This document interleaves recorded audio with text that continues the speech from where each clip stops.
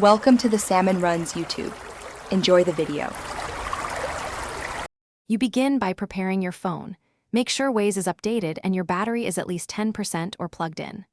Open Waze, tap Search, then Settings, and go to the Maps or Offline options. This exposes the cache or route download features.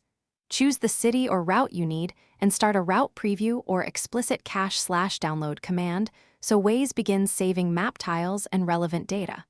Once the initial download starts, let it finish before leaving Wi-Fi to ensure usable offline content. Once you have initial data, manage what Waze keeps. Use Route Preview to cache turn-by-turn navigation for a specific trip so you have full guidance offline. In Settings, check cache size and remove unused regions to free space. Keep only essential areas to avoid storage issues.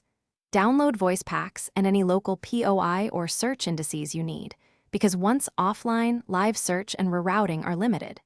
Make sure the app finishes writing files to storage, otherwise cached routes may be incomplete.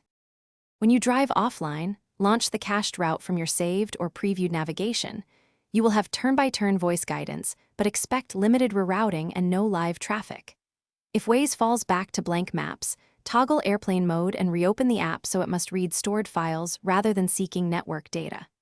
If problems persist, return to Wi-Fi, redownload the region, or clear the app cache and redownload. This rebuilds corrupted tiles. Always test a short offline route before relying on long trips. Thanks for watching.